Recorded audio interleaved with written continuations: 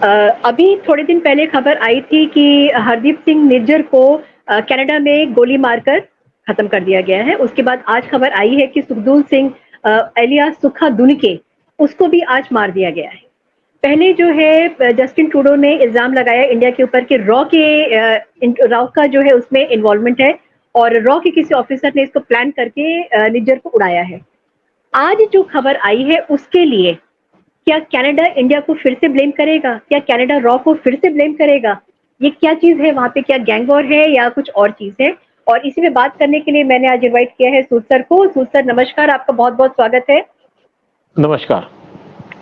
क्या कहते हैं सर, ये गैंग वॉर है या क्या चल रहा है? ये कुछ सेल्फ गोल किया है क्या जस्टिन ट्रूडो ने? देखिए, आप अपनी कंट्री के अंदर सांप पालेंगे तो सांप तो आपको काटेगा, सांप प्रॉब्लम भी करेगा। वहां पे जहरीला सांप है। वही है खालिस्तानी जो अफगानिस्तान, जो आपके कनाडा में बैठे हैं।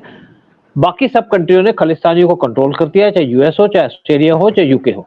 लेकिन कनाडा इनको सपोर्ट कर रहा है, कनाडियन प्राइम मिनिस्टर इनको सपोर्ट कर रहे हैं और अपनी कंट्री को डिस्ट्रॉय कर रहे हैं, अपनी कंट्री को गड्ढे में डालने के लिए पूरी तैयारी कर चुके हैं। कनाडा एक डेवलप कंट्री है। वो इंडिया को भी सोचता है कि इंडिया अभी तक अंडर डेवलप कंट्री है, जबकि इंडिया की जो इकोनॉमी है वो 5 नंबर पे पहुंच चुकी है और कनाडा को बहुत देर से सर पास कर चुकी है। जरूर कनाडा डेवलप कंट्री है, लेकिन उनके जो प्राइम मिनिस्टर हैं वो ना तो मेंटली डेवलप्ड है, ना फिजिकली डेवलप्ड है, ना उनकी सोच डेवलप्ड है। थके हुए आदमी हैं, जानते कुछ नहीं क्या करना है क्या नहीं करना। आप कंट्री चला रहे हो, आपने कनाडा को एक बनाना रिपब्लिक बना के छोड़ दिया जैसे पाकिस्तान था। आज जो कनाडा के अंदर हो रहा है, जैसे आप निज्जर की मर्डर हुआ, गोली मार दी उनको 2 लोगों ने, और उसके बाद जो सुखा है उसको मार दिया। जब निज्जर का मर्डर हुआ तो इन्होंने कहा कि हमने पूरी इन्वेस्टिगेशन नहीं की, लेकिन शक के बिना पे इन्होंने इंडिया को ऊपर चार्ज लगा दिया। प्राइम मिनिस्टर अपने पार्लियामेंट में बोल गए, उनके फॉरेन मिनिस्टर ने स्टेटमेंट दे दी। बड़ा इररिस्पांसिबल एटीट्यूड था कनाडा का। लेकिन उसके बाद इन्होंने जो रॉ के स्टेशन चीफ थे उनको वहां से निकाल दिया और एक तरीके से इन्होंने एक बड़ा गलत काम किया, एक फ्रेंडली कंट्री को दुश्मन बना लिया। आजकल दोस्त जो हैं दोस्ती ढूंढते हैं, लेकिन इंडिया के जो स्टेशन चीफ को वहां से निकाल करके इन्होंने उसको एक्सपोज कर दिया। एक्सपोज करके उनकी जो जान पे खतरे पे डाल दिया, उनकी जान को। और कोई भी कंट्री के प्राइम मिनिस्टर या उनके फॉरेन मिनिस्टर स्टेप का काम नहीं करते। और ये इनकी कंट्री के अंदर जो टेररिस्ट है वो इनके स्टेट को रिप्रेजेंट करते हैं। तो आप सोच सकते हैं कनाडा का क्या आज कल्चर है, क्या उसकी स्टेटस है, क्या उसका एक वे ऑफ थिंकिंग है। लेकिन जब वहां से रॉ के चीफ चले गए तो अब सुखा को किसने मारा? क्या गैंग वॉर है? क्या इसके पीछे आईएसआई है? क्योंकि आज कनाडा के इंटेलिजेंस और आईएसआई का बड़ा क्लोज लिंक चल रहा है। फंडिंग की जा रही है आईएसआई के द्वारा कनाडा के मिलिटेंट्स को, और कनाडियन गवर्नमेंट ने आंख मूंद के बंद करके रखी है। वो आंख नहीं खोल रहे कि कौन कर रहा है।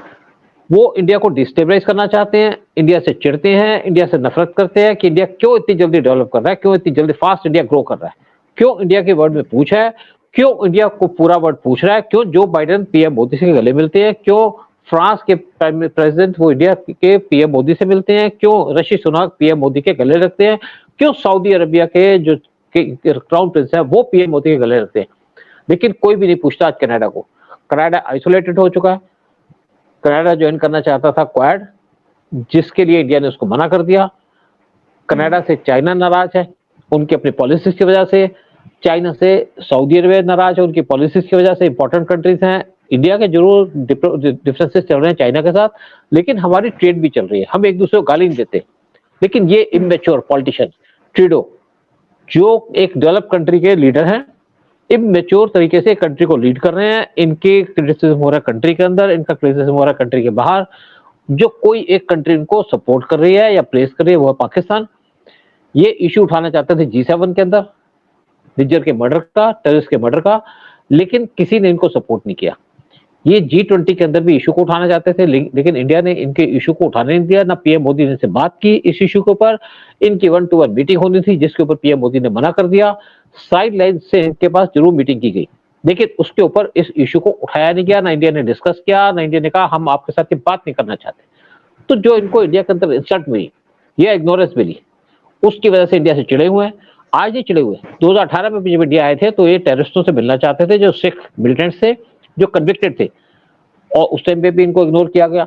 और तब से इंडिया इनको इग्नोर कर रहा है। ये वो कंट्री है जो टेररिस्टों के साथ रिलेशन बनाना चाहती है, जो खालिस्तानी 0.01% पॉपुलेशन होगी इंडिया की, उनसे रिलेशन डेवलप करना चाहती है, लेकिन 99.999% लोगों से रिलेशन मेंटेन नहीं करना चाहती। ये इनकी पॉलिसीज है, ये इनके प्रोग्राम्स है, ये इनके कंट्री को चलाने का तरीका है।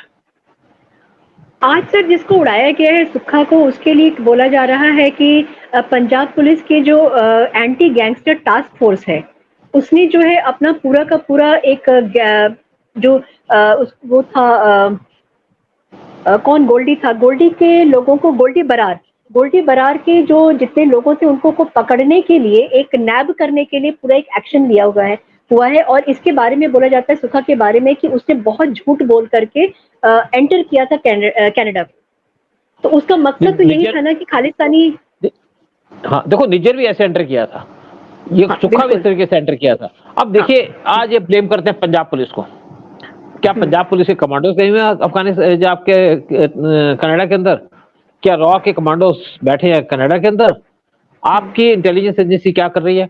जब करीमा बलूच का मर्डर किया गया, उसको 2 दिन से वो मिसिंग थी, और तीसरे दिन वो पाई गई एक पूल के बाहर, यानी कि वहां पे एक लेक थी, उसके बाहर उसकी डेड बॉडी पाई गई। इंसिडेंट है 22 दिसंबर 2020 की। तब कनाडियन पुलिस ने कोई टाइम नहीं लगाया, उन्होंने कहा जी ये एक हमने इन्वेस्टिगेशन की है, इसमें कोई फाउल प्ले नहीं है। तो निज्जर में आपको कैसे फाउल प्ले दिख गया? आप मिले हुए हैं पाकिस्तान के आईएसआई से, आप पाकिस्तान के गुंडों को पालते हैं, आप इंडिया के अंदर जो आपके एंटी इंडिया लोग हैं उनको पालते हैं। आप देखिए, एक इनका इवेंट हो रही थी किसी स्कूल में, खालिस्तानियों की परमिशन दी गई, इवेंट हो रही थी, तो इन्होंने स्कूल की बिल्डिंग के ऊपर एक पोस्टर लगा दिए, पोस्टर में स्कूल की बिल्डिंग के पोस्टर, और साथ में AK-47 के और किरपान के। तो आप उसके बाद जो लोकल वहां के यूनिट था या लोकल वहां की जो एजेंसी थी, उसने इनके इवेंट को कैंसिल कर दिया कि हम आपको इवेंट होने नहीं देंगे, क्योंकि आप एक AK-47 की गन दिखा रहे हो, वहां पे आप किरपान दिखा रहे हो। तो उन्होंने कहा हमारे बच्चों को हम अच्छा सिखाना चाहते हैं, कुछ पढ़ा लिखा के बड़ा करना चाहते हैं, आप यहाँ पे AK-47 दिखा रहे हो तो क्या इम्पैक्ट पड़ेगा उसके ऊपर। तो इवेंट को कैंसिल कर दिया गया। लेकिन जो कनाडा के PM है ट्रूडो, अंधे हैं, बहरे हैं, ड्रगिस्ट, उनको कुछ दिखता नहीं है। वो एक हेट पॉलिसी की तरफ चल रहे हैं, इंडिया की तरफ, और पाकिस्तान को सपोर्ट कर रहे हैं। पाकिस्तान को भी एक बहाना मिल गया, उनको सपोर्टर मिल गया कनाडा की तरफ से। लेकिन क्या फ्यूचर के अंदर कनाडा के ऊपर सैंक्शन लगेंगी FATF की तरफ से? इसको एक डिक्लेयर कर दिया जाएगा, एक बीमार स्टेट, एक डेवलप्ड स्टेट के ऊपर अगर इस तरीके के चार्जेस लगेंगे तो क्या होगा? क्या कनाडा इंडिया के खिलाफ जो कैंपेन चल रहा है उसमें सक्सेसफुल होगा? मैं सोचता हूँ कभी सक्सेसफुल नहीं होगा। थोड़े दिन की बात है, कनाडा के लोग या कनाडा के PM माफी मांगेंगे, और मुझे लगता है कि शायद ये जो कनाडा के प्राइम मिनिस्टर है बहुत देर तक गद्दी में न बैठ सके, क्योंकि ऐसे गंदे लोग, ऐसे करप्ट लोग या ऐसे इनकम्पिटेंट लोग बड़ी बड़ी कंट्री को डुबा देते हैं।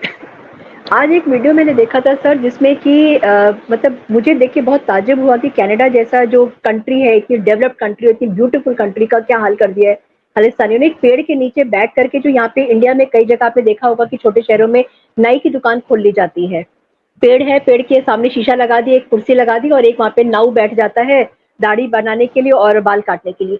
एग्जैक्टली सेम चीज का वो वीडियो जो है, मैं आपको भेजूंगी जरूर, उस वीडियो को आप देखिएगा। वहां पे भी उन्होंने ये काम शुरू कर दिया है। मतलब एक जो कंट्री इतनी डेवलप थी, इतनी अच्छी थी, वो नीचे आती चली जा रही है, only because of one person, Justin Trudeau. अब सर मैं आऊंगी इस बात पे कि वीजा जो है वहां पे हमारे 20 लाख भारतीय जो है कनाडा में है, और वीजा कभी इशू करने से मना कर दिया गया है। तो उसके पीछे आप क्या बोलेंगे? उसके लिए क्या मतलब, ये सही है, गलत है, क्या है? देखिए, इंडिया ने वीजा मना किया है, उनका टेक्निकल रीजन पे हम किसी को वीजा नहीं देंगे, मतलब जो वहां से लोग आएंगे उनको वीजा नहीं देंगे। लेकिन इसके ऊपर अभी बहुत से डिसीजन होने हैं, क्योंकि हमारे फॉरेन मिनिस्टर की मीटिंग हुई थी PM मोदी के साथ, उन्होंने उनको पूरा ब्रीफ किया कनाडा सिचुएशन के ऊपर, और इसके बाद क्या डिसीजन लेते हैं। क्योंकि कनाडा के जो प्राइम मिनिस्टर हैं उन्होंने बात की ऋषि सुनक से, उन्होंने बात की जो बाइडेन से, उन्होंने बात की बाकी लोगों से जो G7 कंट्री के मेंबर्स हैं, लेकिन किसी ने भी उनका साथ नहीं दिया। इससे बड़े मायूस हैं वो, उनके अपोजिशन के लीडर उनको चार्ज कर रहे हैं। तो जो जस्टिन ट्रूडो है, मुझे लगता है काफी परेशान है। इनका सिर्फ एक दोस्त है आज, वो है पाकिस्तान। पाकिस्तान के जनरल आसिम मुनीर, पाकिस्तान के PM कक्कड़, ये उनके दोस्त हैं। वो पाकिस्तान, जिसको वर्ल्ड ने नकार दिया गया है, जिस वर्ल्ड ने पाकिस्तान को एक गड्ढे में डाल दिया था एफएटीएफ के चाय लगा करके, यानी कि उसके ऊपर सैंक्शन लगा करके।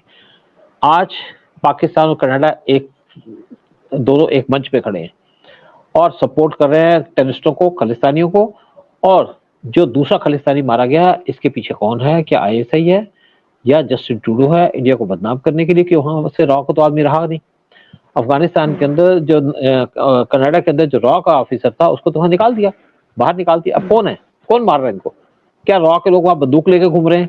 क्या आपकी इंटेलिजेंस क्या कर रही है? क्योंकि एक टाइम पे मैं सुनता था कि जो कनाडियन इंटेलिजेंस है बड़ी एक्टिव होती थी, प्रॉपर वाच रखती थी सारी मिशन के ऊपर। क्या उनकी एक्टिविटी था? अगर उनको नजर आता था किसी मिशन के ऑफिसर की उसकी कुछ इन्वॉल्वमेंट है किसी चीज के अंदर, तो उसको एकदम डिपोर्ट कर दिया जाता था। लेकिन अब जो डिपोर्ट किया इन्होंने वहां के स्टेशन चीफ को, रॉ के स्टेशन चीफ को, उसके ऊपर इन्होंने कह दिया कि हम तो इन्वेस्टिगेशन कर रहे हैं। तो क्या निकला आपकी इन्वेस्टिगेशन के अंदर? आप क्या कर रहे थे? क्या आपकी इंटेलिजेंस कर रही थी? देखा जाए तो बहुत से क्वेश्चंस है जिनका आंसर देना पड़ेगा ट्रूडो को, और ट्रूडो के पास कोई आंसर नहीं है। क्योंकि ये जो सारी इंसिडेंट हुई है, चाहे मर्डर हो निज्जर का, चाहे आपके दूसरे आदमी का मर्डर हो जो टेररिस्ट था जिनके ऊपर इनाम रखा गया था, इसके पीछे कोई रॉ का तो हाथ दिखा नहीं, रॉ की कोई इन्वॉल्वमेंट नहीं है। और रॉ ने कोई कमांडो तो भेजे नहीं है कनाडा के अंदर मारने के लिए। और ऐसे बेबुनियाद किसी भी कंट्री के खिलाफ या किसी एजेंसी के खिलाफ लगाना इनअप्रोप्रिएट है। किसी भी तरीके से उनके प्राइम मिनिस्टर को कोई चीज सूट नहीं करता। हाँ जी, एक ख्याल मेरे दिमाग में आ रहा है कि वहाँ पे जैसे अभी मैंने बताया कि वहाँ पे करीब 20 लाख हिंदुस्तानी हैं, वहाँ पे रहते हैं और बहुत सारे स्टूडेंट्स भी वहाँ पे पढ़ने के लिए गए हैं। तो क्या कुछ जो जिस तरीके से वहाँ पे टेररिस्ट लोग जो हैं मारे जा रहे हैं और जो मर रहे हैं, या जो एक खालिस्तान के अगेंस्ट में एक मूवमेंट सा चल रहा है, तो क्या हमारे जो भारतीय हैं वहाँ पे या जो स्टूडेंट्स हैं उनके ऊपर कोई इफेक्ट होगा उसका कुछ? देखिए ये या थ्रेटन रिटेलिएशन कर रहे कुछ होगा? हैं। देखिए बेसिकली क्या है कि जैसे मैं भी रहा हूँ फॉरेन के अंदर, मैं जैसे आपके लंदन में था, तो ये क्या करते हैं, गुरुद्वारों पे कंट्रोल कर लेते हैं। पीछे भी सुन रहा था, गुरुद्वारे पे कंट्रोल कर लिया। जो इलीगल लोग जाते हैं उनको बिठा लेते हैं, उनको कहते हैं हम तुमको तुम्हारे वीजा, तुम्हारे पासपोर्ट को रेगुलराइज कर देंगे, तुम्हारी स्टे को रेगुलराइज कर देंगे।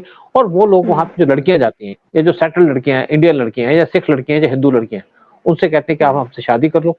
तो सिख लड़कियां इनसे दूर भागती हैं कि क्यों, जो लड़की वहां पे एजुकेटेड है, एक अनएजुकेटेड आदमी या जो भगोड़ा आदमी, उससे क्यों शादी करेगी?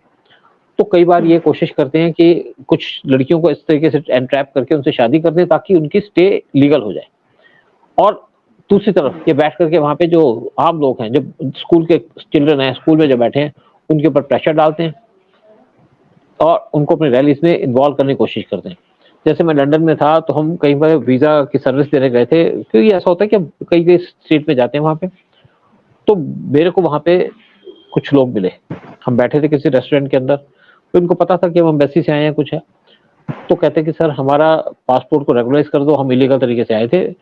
मैंने कहा भाई आपके पासपोर्ट को रेगुलराइज करने के सिस्टम है, अगर आप जहां से पासपोर्ट किया है, क्योंकि ये क्या करते हैं, इलीगल एंटर करके पासपोर्ट को फाड़ देते हैं और फिर ये अप्लाई करते हैं नए पासपोर्ट के लिए। जब तक ओरिजिनल जगह से पासपोर्ट की क्लियरेंस नहीं आती, इनका नया पासपोर्ट इशू नहीं होता। मैंने कहा भाई आप क्लियरेंस ले आओ। कहते हैं हम साहब आपको $500 पाउंड दे देंगे। मैंने कहा पैसे की बात नहीं, काम तो मैं आपको फ्री कर दूंगा, पैसे भी दे दूंगा आपको मैं चाय भी पिला दूंगा, लेकिन आप लीगल डॉक्यूमेंट ले आओ, मैं आपका काम कर दूंगा। मैं कोई आपके यहाँ इलीगल काम करने के लिए बैठा नहीं। तो ये जो खालिस्तानी है, ये किस ना किस तरीके से प्रेशर डालते हैं, या लोगों को उकसाते हैं, या उनको एंट्रैप करने की कोशिश करते हैं कि इनको, और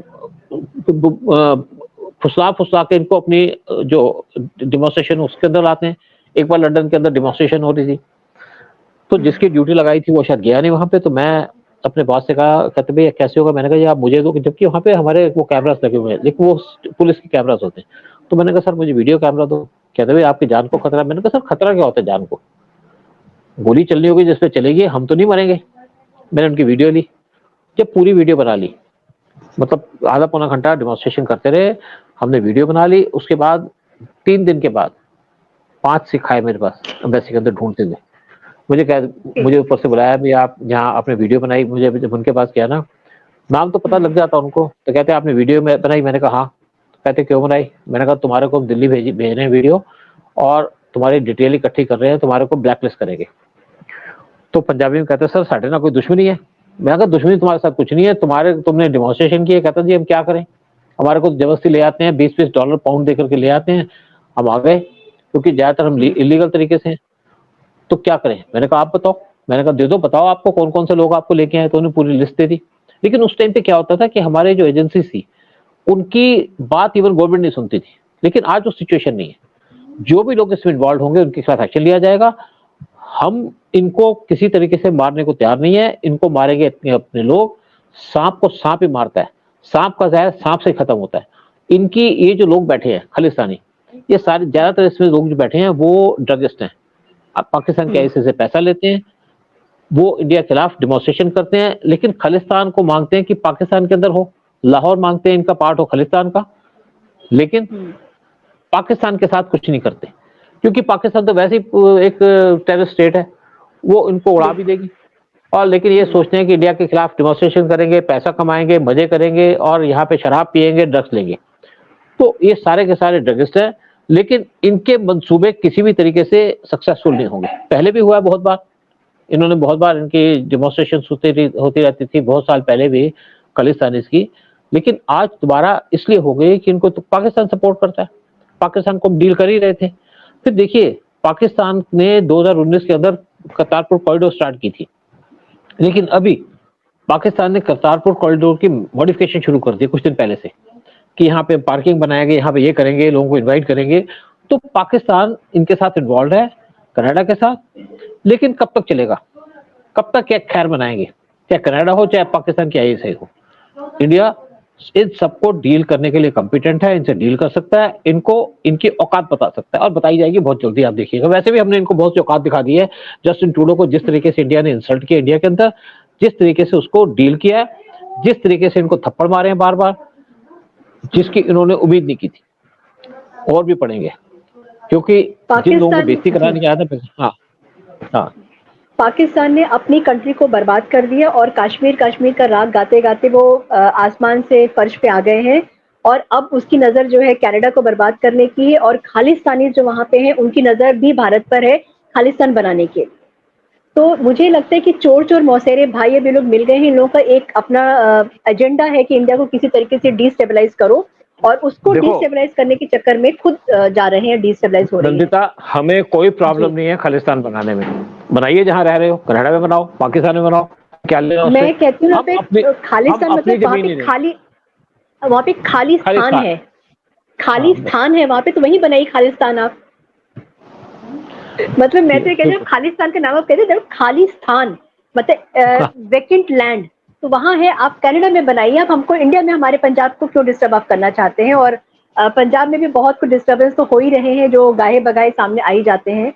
तो आज आपने भी जो जिस तरीके से एक सेल्फ गोल किया था जस्टिन ट्रूडो ने, और उसके बाद में आज जो सुखा के साथ में जो हुआ है, उसके लिए उनके पास कोई जवाब नहीं होगा, आई एम श्योर। और अब देखते हैं आगे क्या होता है। और पाकिस्तान भी अपना चाल में चलने में लगा हुआ है, बट सक्सेसफुल तो होगा नहीं, जैसे अभी आपने बताया था, क्योंकि ये जो है गवर्नमेंट है, ये बहुत स्ट्रांग गवर्नमेंट है, और ये कांग्रेस की, मनमोहन सिंह की गवर्नमेंट नहीं है, और मोदी जी की गवर्नमेंट है। और बहुत सोच समझ कर उनकी जो टीम है, बहुत कॉम्पिटेंट टीम है, और इस प्रॉब्लम को भी सॉल्व कर लिया जाएगा, मुझे इस बात की 110% उम्मीद है। Thank you so much Sood sir, आपका बहुत बहुत धन्यवाद इस सेकंड जो हम लोगों ने वीडियो रिकॉर्डिंग किया है ट्रूडो के बारे में, उसके बारे में बात करने के लिए। Thank you so much. जय हिंद, जय भारत। जय हिंद, जय भारत।